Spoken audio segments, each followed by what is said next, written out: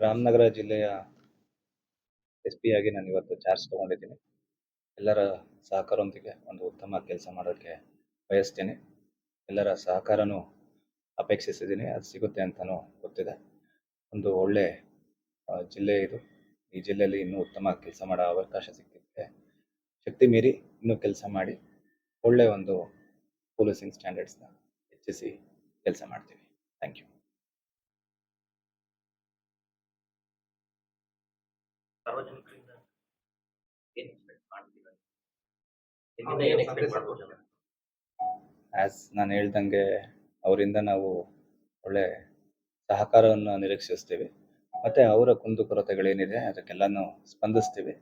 Any time ಯಾವುದೇ ಕಾರಣಕ್ಕೂ ಏನೇ ವಿಷಯ ಇದ್ರೂ ನಮ್ಮನ್ನು ಸಂಪರ್ಕಿಸ್ಬೋದು. ನಾನು ಮತ್ತು ನಮ್ಮ ಎಲ್ಲ ಅಧಿಕಾರಿ ವರ್ಗದವರು ಎಲ್ಲರೂ ಕೂಡ ಅವರಿಗೆ ಸಹಕಾರ ಕೊಡ್ತೀವಿ. ಕೆಲವೊಂದು ಸ್ಟೇಷನಲ್ಲಿ ಕೆಲಸ ಆಗೋದಿಲ್ಲ. ಖಂಡಿತ ಇರುತ್ತೆ. ಎನಿ ಟೈಮ್ ಯಾರಾದರೂ ಬರ್ಬೋದು. ನಮ್ಮ ನಂಬರ್ ಎಲ್ಲ ಪಬ್ಲಿಕ್ ಮತ್ತು ಸೋಷಿಯಲ್ ಮೀಡಿಯಾಗಳಲ್ಲೂ ಗೊತ್ತಿದೆ. ನೇರವಾಗ್ಲೂ ನಮ್ಮನ್ನು ಸಂಪರ್ಕಿಸ್ಬೋದು. Thank you.